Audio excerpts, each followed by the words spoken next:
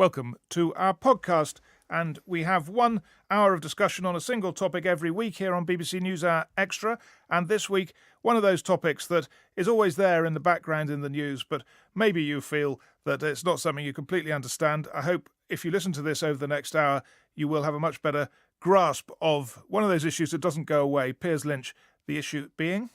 We're looking at the Democratic Republic of Congo. The reason why we're doing it this week is because on December 19th, the term limits expire for President Kabila, and he should, by rights of the Constitution, leave office. They were meant to have had elections already. Those elections haven't happened.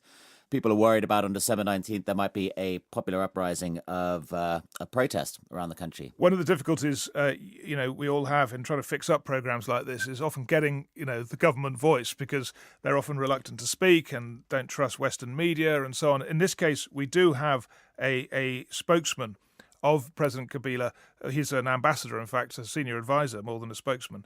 And he does give very much the government point of view. And it's very helpful for understanding what's going on and what this argument's all about. Yep. So he was the former ambassador to London, Ambassador Kikaya. And I sent out an invitation, and it was one of those lovely moments where he rang me and was like, of course I'll do it.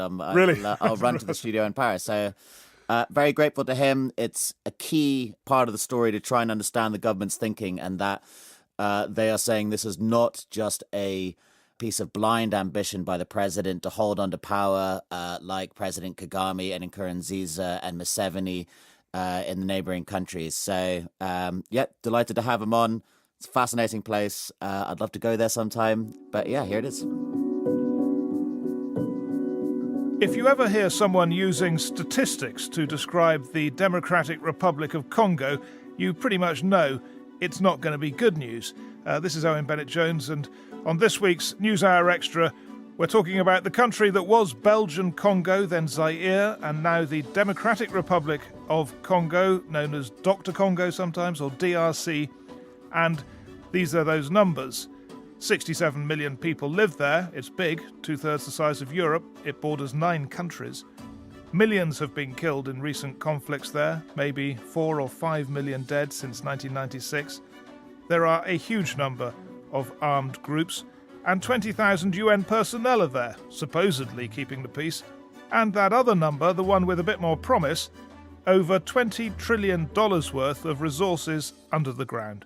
Well, our panel today, in New York, we've got Jason Stearns, who's worked on the Democratic Republic of Congo for many years. He's the director of the Congo Research Group at New York University, has written books, delivered university courses, and built a reputation as one of the best informed people in the country. And actually, you can tell that because he got kicked out of the Democratic Republic of Congo earlier this year, which is always a good sign that someone's touched a nerve. And we've also got Colette Braeckman of the Belgian newspaper Le Soir, who's in Brussels and has covered Central Africa for decades.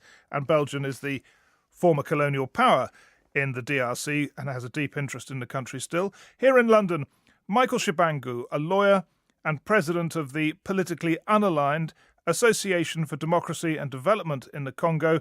And we've also got Ambassador Barnaby Kikaya bin Karubi, the chief diplomatic advisor of the president, Joseph Kabila. Well, we're talking about the Democratic Republic of Congo this week because according to the constitution, the president, Joseph Kabila, should step down on the 19th of December. And there are worries that if he doesn't, and actually few expect him to, then there could be civil unrest.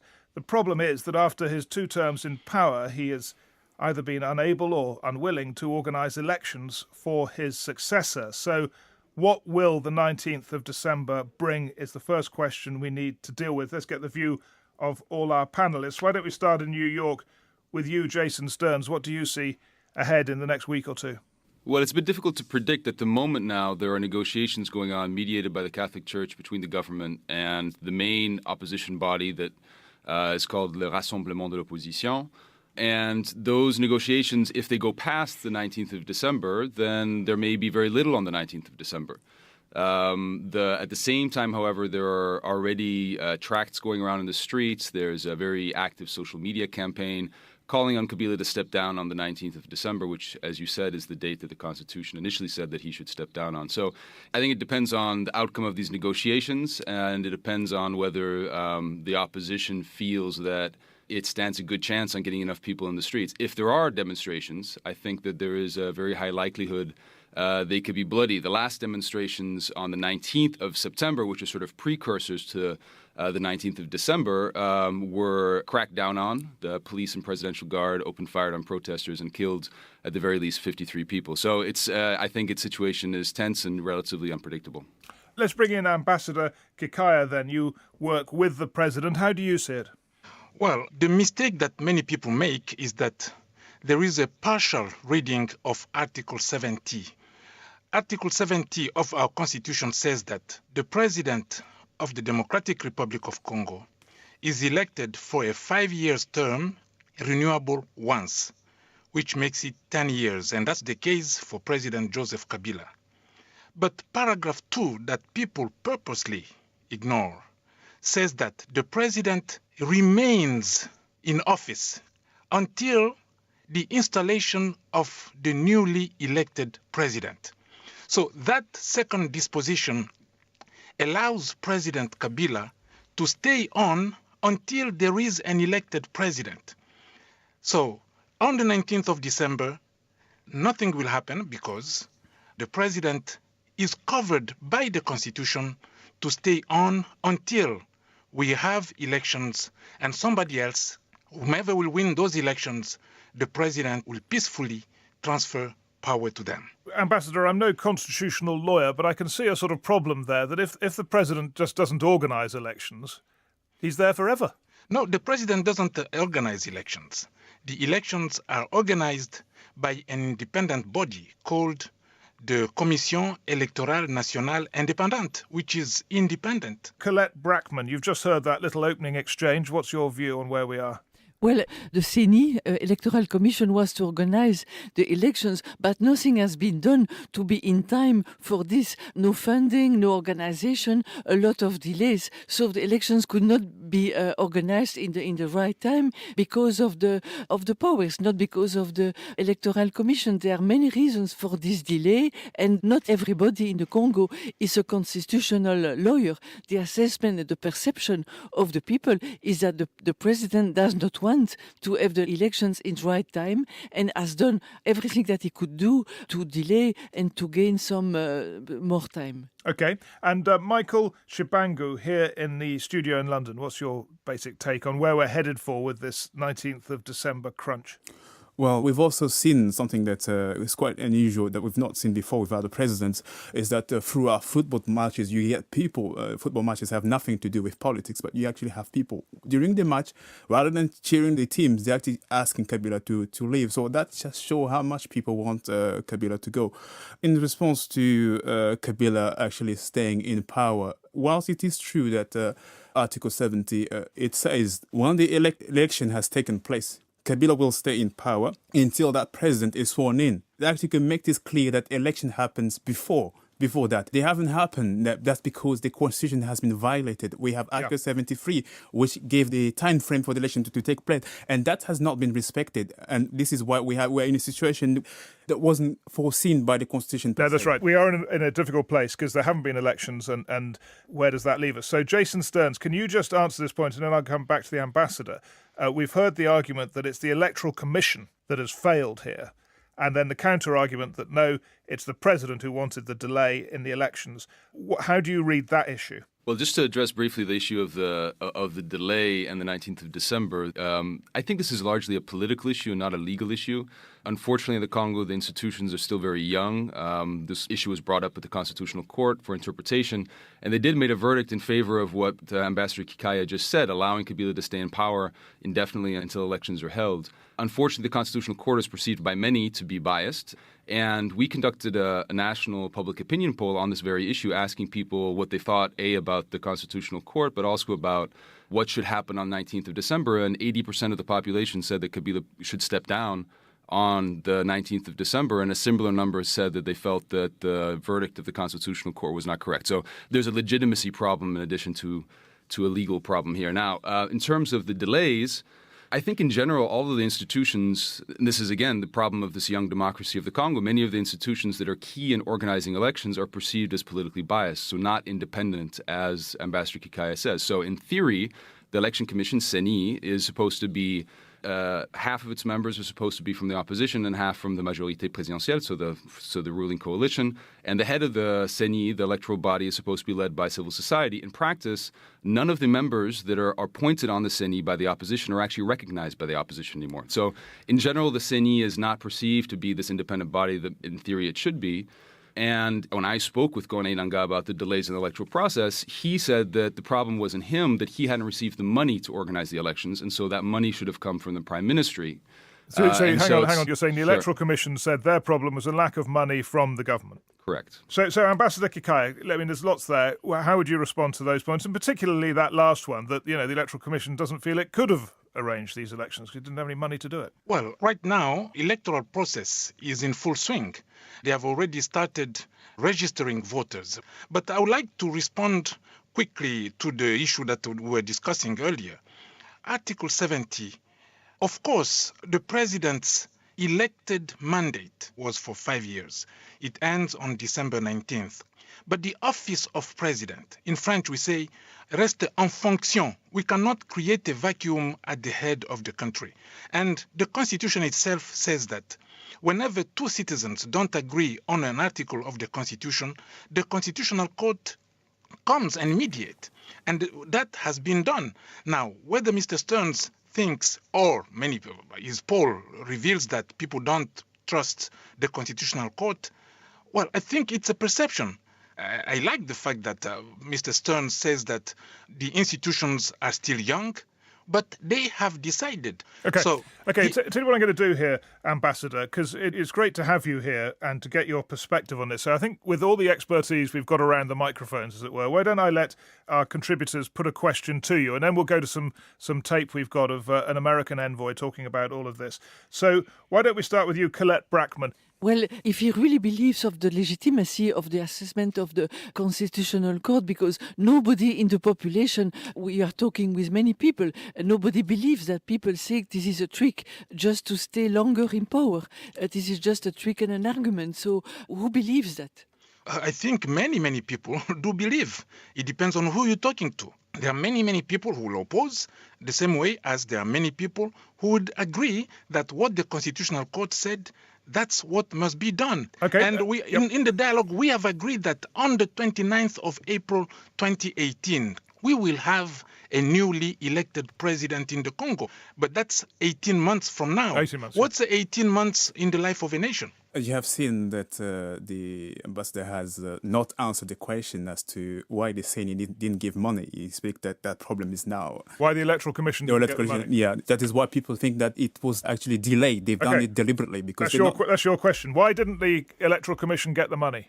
Well, when the president was elected in 2011, in April of 2012, we were attacked by a rebellion called the M23, which was a bloody war that we did out all our meager resources to go out and fight that war. We didn't ask anybody to attack us.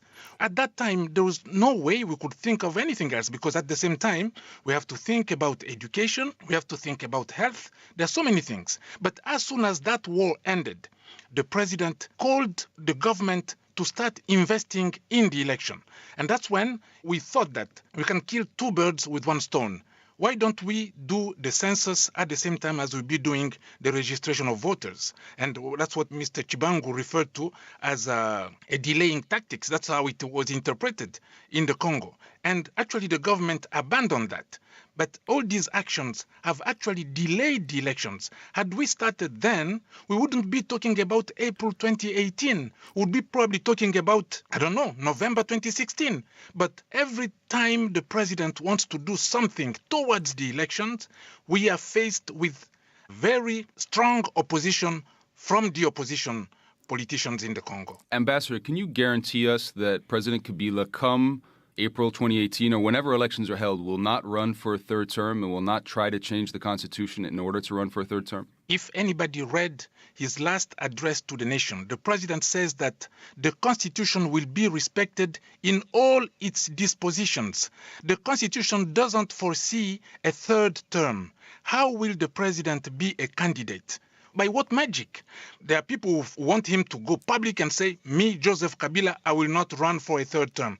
He doesn't need to, especially he will not do it under pressure from anybody. I understand that, Ambassador, but other people feel that the Constitution allows for a change to the Constitution. And in particular, there could be a new Constitution voted in by referendum, and this has been proposed by members of your ruling party, that you could change that disposition and would allow him to run for a third term. That's why I'm asking you, can you guarantee, regardless of the Constitution, but explicitly say that he will not run for a third term and he will not change the Constitution to run for a third term? Had we wanted to change the Constitution, we would have done it. And by the way, when everybody in Central Africa was changing their constitutions, in Congo-Brazzaville, in Burundi, in Rwanda, in Uganda, 4 out of 9 of our neighbors were changing their constitutions.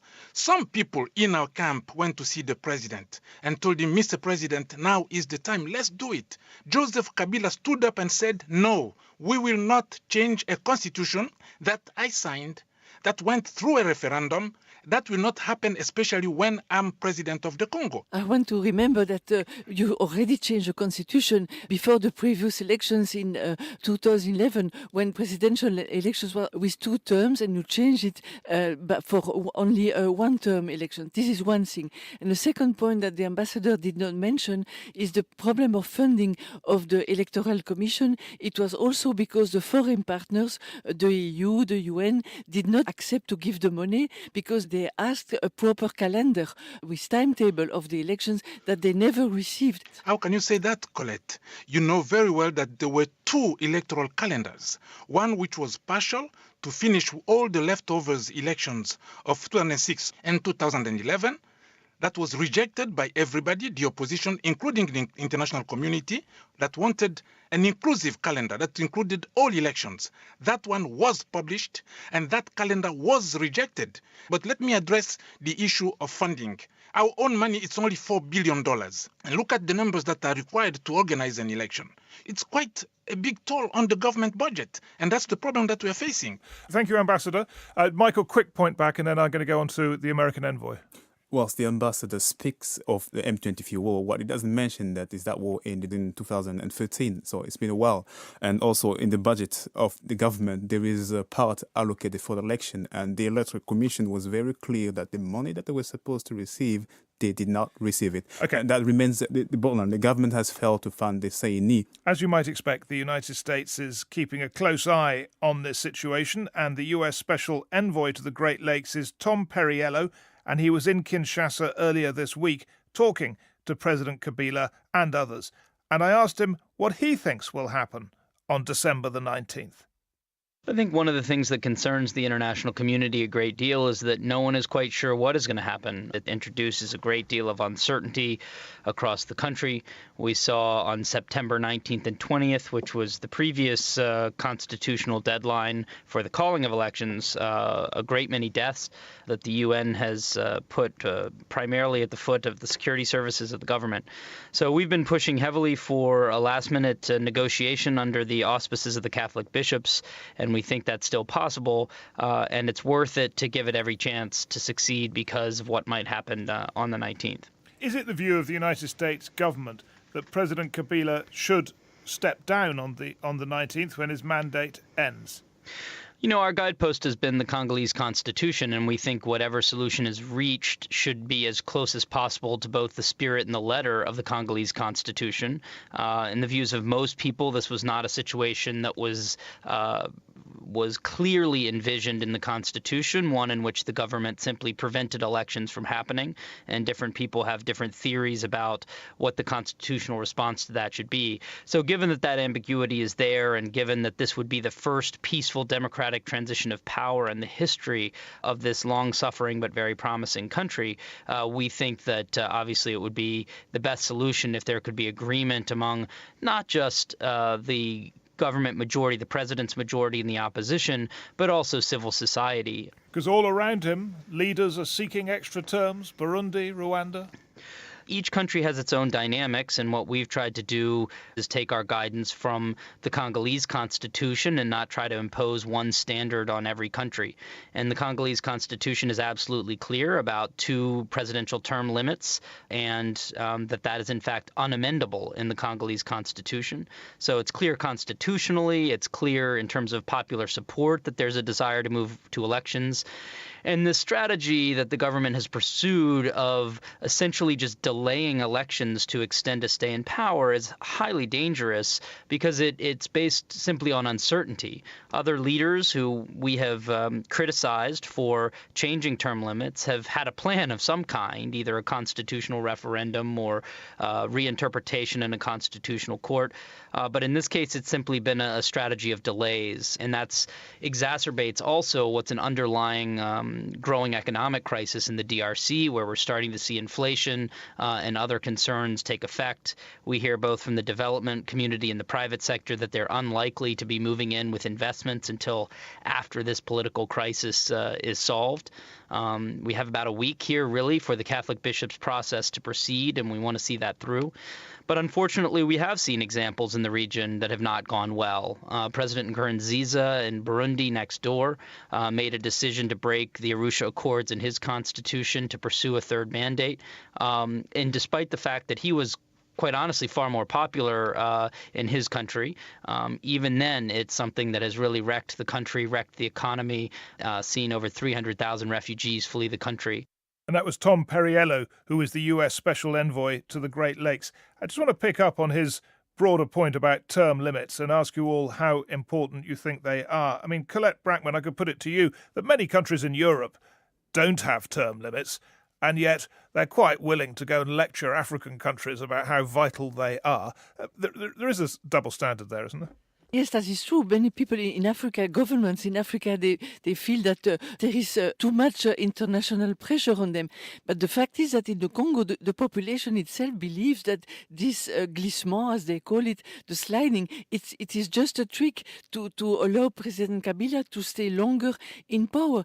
And Mr. Ambassador Kikaya said, we lost time, we lost money with this rebellion of M23, and maybe the president has in his mind that he lost 2 or 3 years because of the war, and that the country owes him an extra time without a term mandate. But in the view of the population, this extra time, it looks like a third term, although it is not named as such. And this is very dangerous because there is a sort of vague situation. It's not very clear. Michael Tshibangu, how do you see this issue of term limits? I mean, I'm sure there are many cases where it hasn't worked out well when leaders in Africa try and hang on to power. I mean, whether you call it term limits or not. I mean, the fact is that many presidents have tried to hang on, and it's not normally a happy story.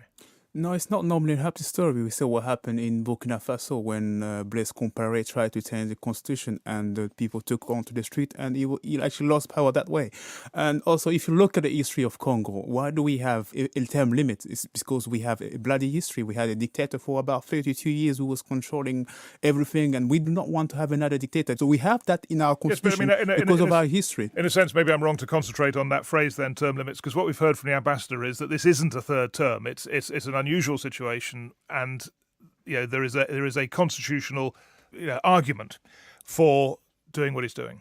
It is not a constitutional argument, because if the constitution was respected, we wouldn't be in this situation. Ambassador, can I sort of try and get this away from is it constitutional, isn't it, is it legal, isn't it, and just put the broader point to you that the African experience of leaders trying to hang on is not happy, and it seems that Democratic Republic of Congo is heading that way. Doesn't that concern you? It does concern me. It concerns the whole Congolese population. And that's why, as a people, we took the option of limiting presidential terms to 2 Yeah, but he terms. seems to be finding a way around it. I mean, that's the point. Not at all. Not at all. We're not finding a way around it. What the president wants, the upcoming election will be the election when that space called the Democratic Republic of Congo will, for the first time, see a peaceful transfer of power from an incumbent president to an elected president. And just to be clear, you think that election will happen? They have experts from the United Nations, from the European Union, from the United States of America, IFES is in there, from all over the place. And they have said April 2018 is the earliest.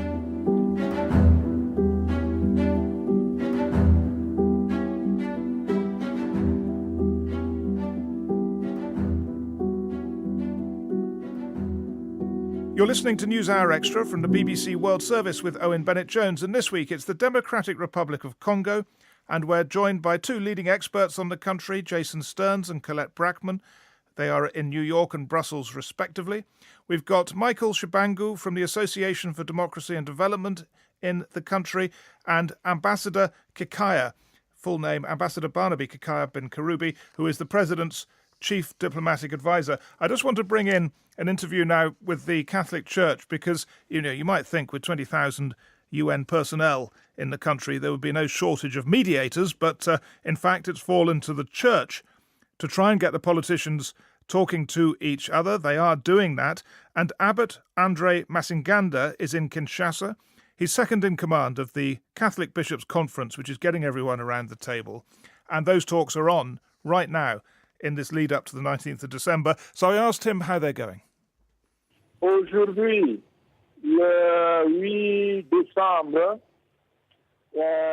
we have formally invited leaders of the country's main parties, members of civil societies, to start talks on how to find a negotiated solution that is actually meant to pave the way for some sort of a peaceful election in the DRC. Do you believe the President should, as the Constitution requires, stand down on the 19th of December? Nous pensons que pendant les échanges directs. Well, this question or this issue concerning the future of President Kabila obviously will be one of the items that will be discussed in those talks. I can say that the discussions, the talks will also be focusing on the need for respecting the Constitution. When will these talks take place? Oui, je disais tantôt qu'aujourd'hui, la cérémonie d'ouverture. Well, actually, today is the day we're starting the opening ceremony. We're launching the opening ceremony. Our goal is to find a peaceful manner to find a way out of the crisis, out of the conflict. That is the view of the Catholic Church in DR Congo. And that was Abbot Andre Masinganda. So how many of you think this Catholic mediation can sort something out which would build enough of a consensus to find a solution? Jason Stearns, we haven't heard from you for a while. What do you think? I think it's going to be very difficult. The starting positions from both sides are extremely far apart. The opposition, depending on which statement you read, but often has insisted that Kabila step down on the 19th of December and hand power over to a technocratic transitional government. It demands that the Election Commission... Where is that in the Constitution? Where is that in the Constitution? I'm just repeating what the opposition is saying. Okay. Yeah. The Election Commission be reformed, and that the elections be held earlier. So in September 2017 is the date that they most often cite. Whereas the government, as we've seen, thinks the elections should be held at the earliest in April of 2018, and they already have a deal with a part of the opposition to form a new government. So I think the positions are very, very far apart. One of the dangers, I think, from both sides, by the way, is that these negotiations are just a placeholder to prevent protests from happening on the 19th of December. Obviously, the government doesn't want to have these protests. The 19th of December has become this lightning rod in Congolese public consciousness, where everything is focused on the 19th of December. And I think the government would like to be able to be in a situation on that date where it can say, we're negotiating in good faith, so please don't protest. Whereas some members of the opposition are also afraid that they're going to fail to mobilize people in the streets on the 19th of December and would like to also have a way out. And so whether these negotiations are in good faith or not is, I think, up in the air. Colette Braeckman, that suggests the talks are, there are many other agendas going on behind these talks. Would you agree with that? Yes, we have to pay tribute to what the church is trying to do. It's trying to avoid a clash that everybody is fearing that can destroy human lives and even the country. But the problem is also that there is no control. I am not sure that the opposition parties they are discussing, do they represent really the public opinion? Are they really controlling their troops? Will the people not go in the street anyway, despite an agreement, if there is one?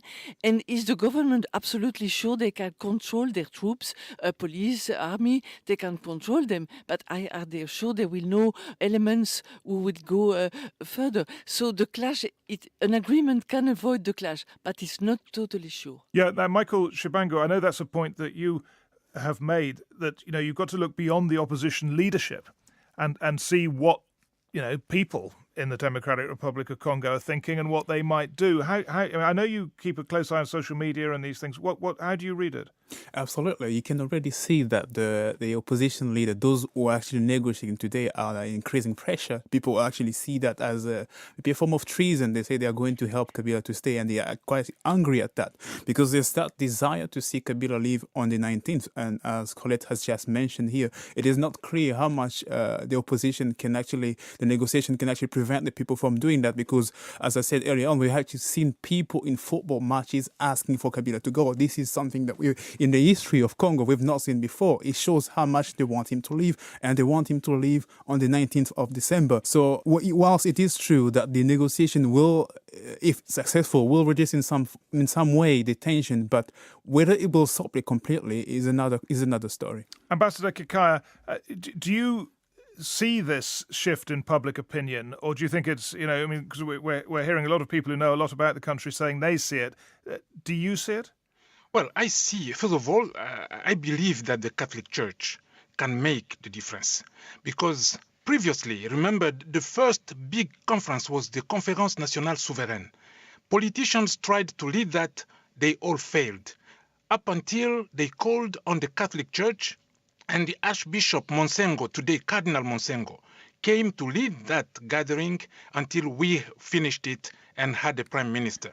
So the Catholic Church has got the experience, they've got the moral authority to lead us to an agreement. And it will happen. I've got full confidence in that. Now, on the mediation itself, that's what the president wanted from the beginning. It's the opposition that said, we will not go to the negotiations table unless the international community is there. We want the United Nations, we want the African Union, we want the European Union, and that has failed.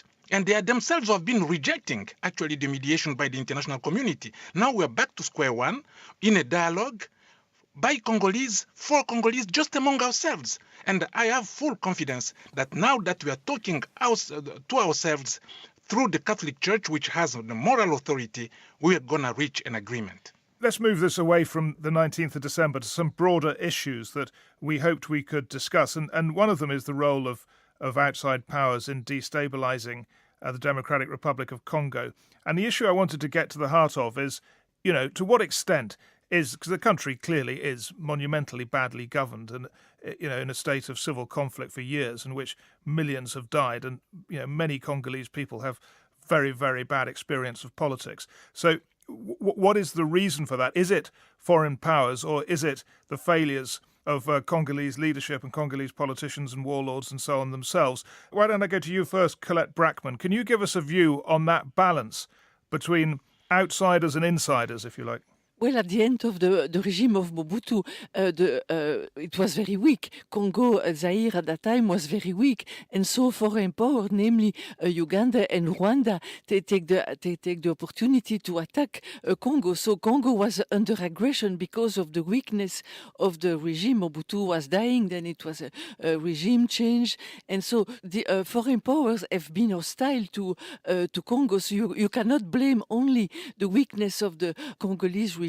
You have also to blame the greed of some neighboring countries and the support they can get from outside power also. At the time, it was said that Congo was the subject of a first African World War. That means that 6 different armies were fighting on the soil of Congo. And each of those armies, they were funding their war effort by exploiting the resources of Congo. So you cannot blame the Congolese only.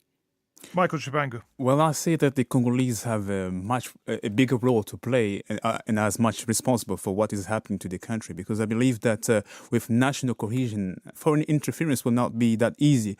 Each time there's a crisis, for example, we had Mobutu, a dictator that created division, and they only feed off the division. Even now, we have another crisis because of the election that will not happen as scheduled. And then that division, if a foreign power wants to maybe support one side against another in return, expecting something in return, then how can we blame them? I think we have to take ownership. We have to take responsibility. It is the leaders of Congo who have failed the Congolese people. If they were up to the job, then Congo will be a stronger country, and it will be much more difficult to have foreign powers interfering in our affairs. So we have to assume that responsibility, I think.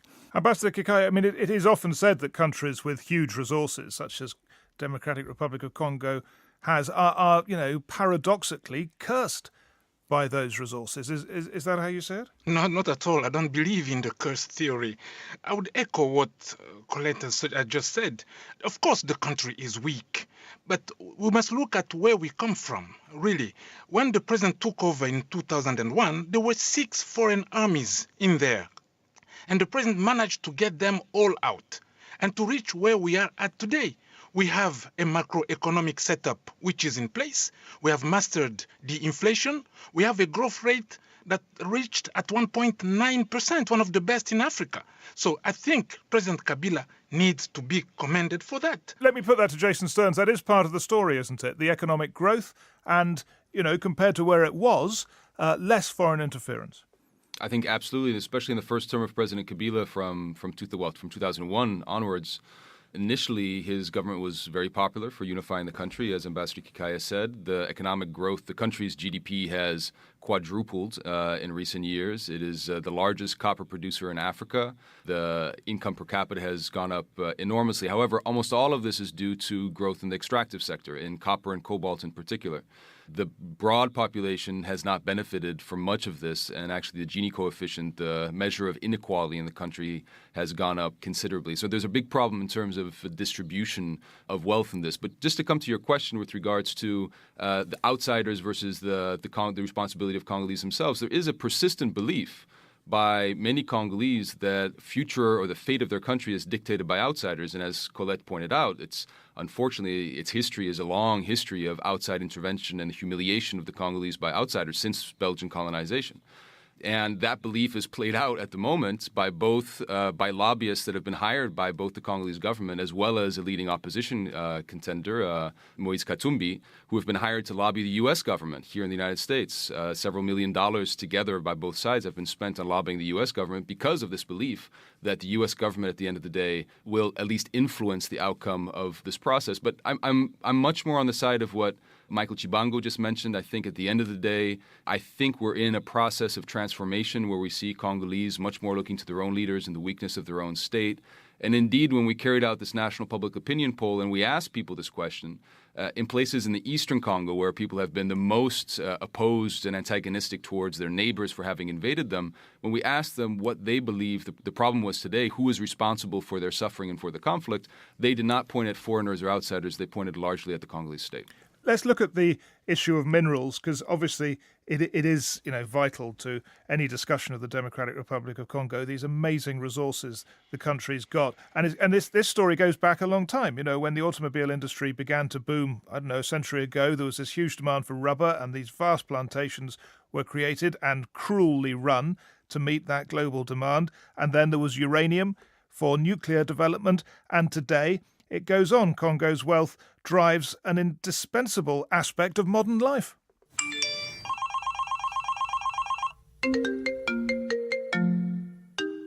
Everyone who has a phone has a bit of Congo in their pocket. And Bandi Mabubi runs Congo Calling. Now, this is an advocacy group based here in London that is trying to organise and campaign for the clean sourcing of conflict minerals, as they call them. So not blood diamonds this time, but conflict minerals, and particularly in mobiles and laptops and so on.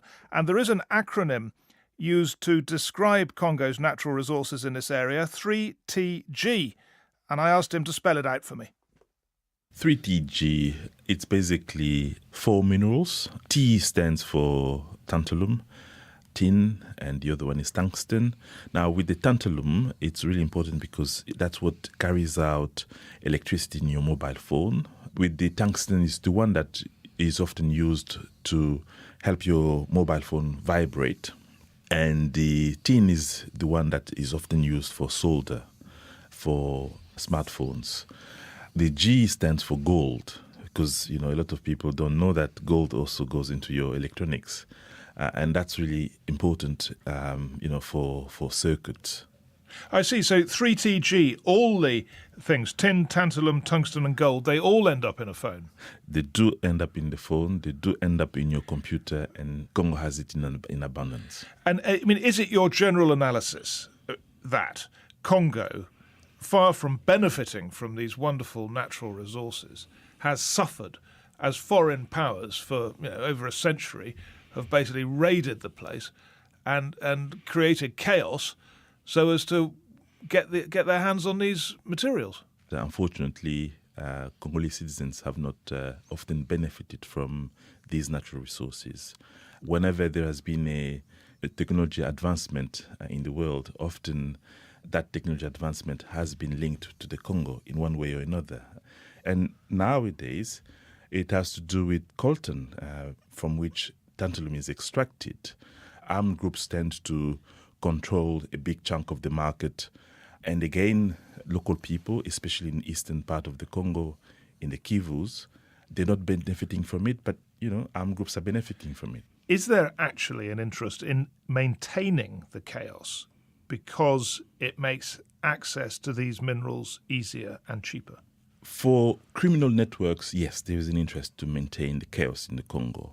But for business entrepreneurs who really want a clean market, there is no interest. And in fact, they scream at the fact that, it's difficult to do business in the Congo. The other thing actually one has to bear in mind is that many of those mines are being sold at cut down prices. And much of the money is going to friends of the president. And that's terrible. So you can, yes, blame many of the multinationals in the way they are getting involved in pillaging Congo, but one cannot neglect bad leadership in the sense that how can you justify the state selling out its mines for almost 5% of its market rate? One of the striking things reading ahead of this about your work is that you've written to a lot of European or multinational companies who make phones and all the rest of it, saying, please take care over the sourcing of these raw materials and just see how many people are suffering along that supply chain and take care of that. And the striking thing about it is you have found their responses from these chief executives, CEOs, to be very heartening. Yeah. Tell us about that. You may not necessarily know who the mining companies are, but you certainly know where you're getting your technology from. So it has been really important to make sure that consumers are aware of what is happening and that we have the legal tools to compel some of the companies to clean up their acts. You talk about a conflict-free iPhone. That's one of our aims, is really to get the first iPhone conflict-free because... And it doesn't exist yet? Well, it doesn't exist yet, but to be fair to Apple, they've done a lot of progress and they have made sure that they are auditing all their minerals that are coming from the Congo. You are able to see that some of the minerals that they've extracted, they're not necessarily sure whether they're conflict-free, whether they've not been tainted with blood from people in the Congo. But that's a huge step that they have taken. Whereas before, they were claiming that they couldn't account for any of it. And so we've made some progress, but it's not enough. Ambassador Kikaya, before we all have a look ahead, let me just let you come back on what you heard there. Well, my response would be that all these minerals are found incidentally on our eastern borders that go from the Ituri province, North and South Kivu and Maniema, and some in northern Katanga. And that's where the trouble is. So the link between the presence of all these minerals and the war which is going on there and the troubles is easy to establish. Now, the ADF, the Lord Resistance Army, the FDLR, and recently the South Sudanese who are now in Eastern Congo, They all, as soon as they come there as refugees running away from war in their respective countries, they get there, the first thing they do is they get involved and they get used by people who come and who need all these minerals. We all applauded when the Dodd-Frank Consumer Protection Act was turned into law by President Obama. In the Congo, we applauded that law because it obliged consumers and all these manufacturers of electronics devices to make sure that they know the origin of the minerals they're using in their products. But unfortunately, the situation hasn't changed much. Let's look ahead. Dire predictions are easy to make about the Democratic Republic of Congo, and people often talk about the suffering of the population there. What are the shreds of hope? Are there shreds of hope as we look ahead? Jason Stearns, let me start with you. Can you see a positive future? I think in the short term, the future is relatively bleak. I think that we're really at a precipice now in the Congo. On the one hand, we could continue strengthening these young democratic institutions that have been set in place by the peace process starting in 2002 with the signing of a peace deal.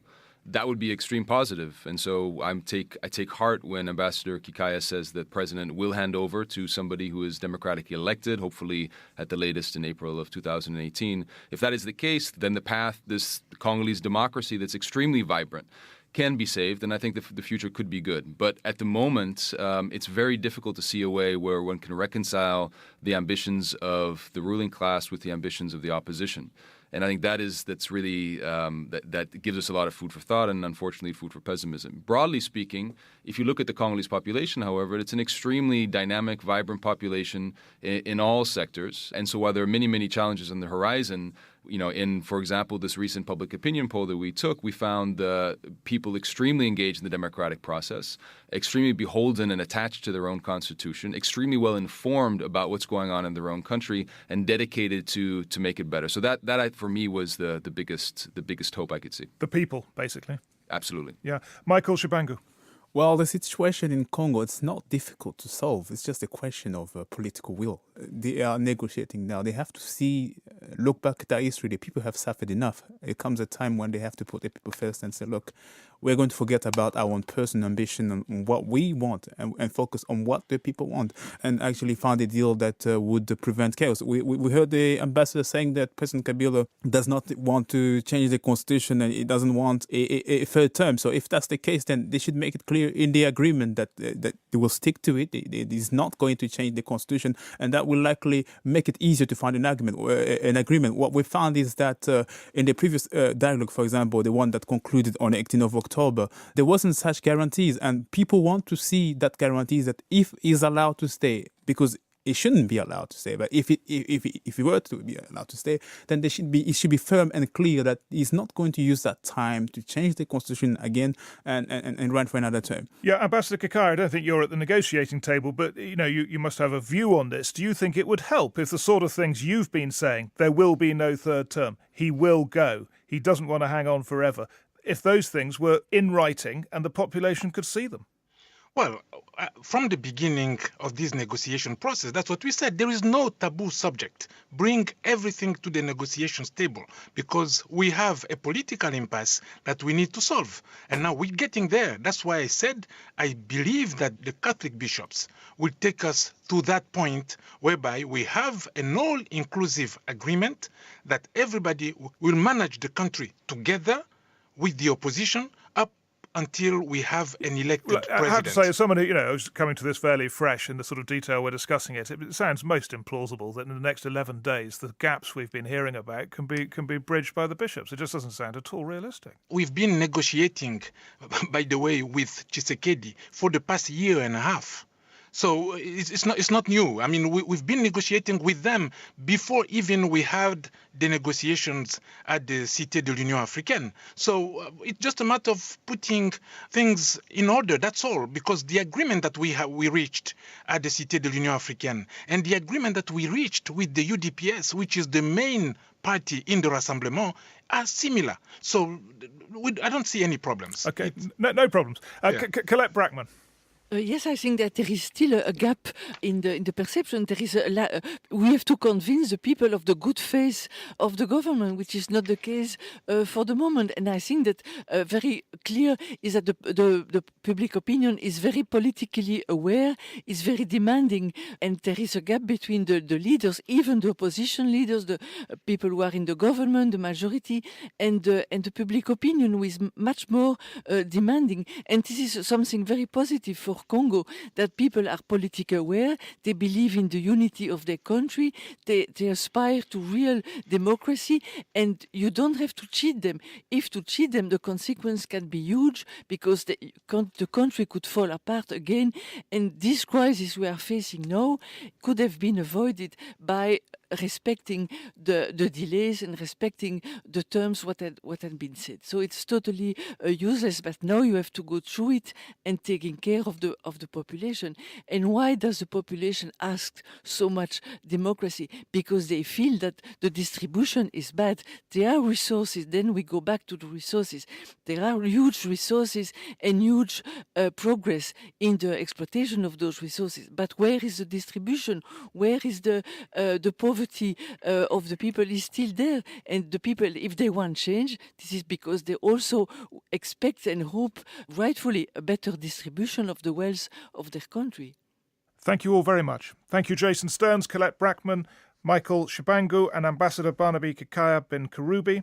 That's been a very interesting discussion. We will wait to see what happens on the 19th of December and whether some of these dire predictions that we've heard come to pass, or whether, as the ambassador says, a deal will be done and it will all pass smoothly. If you'd like to listen to the programme again, or any other from the archive, over 70 of them now, you can get the podcast, one edition each week with an hour's discussion on a single topic. BBC NewsHour Extra podcast. Email us at newshour.extra@bbc.co.uk or tweet at bbcnhextra. But for this week, that's it. From our panellists and from myself here in London, thanks for listening and goodbye.